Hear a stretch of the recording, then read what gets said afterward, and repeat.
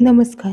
सान्वी आणि आई या व्लॉगमध्ये तुम्हा सर्वांचे पुन्हा एकदा खूप खूप खूप मनापासून स्वागत. आज पुन्हा एकदा आले तुमच्यासमोर एक नवीन व्हिडिओ घेऊन.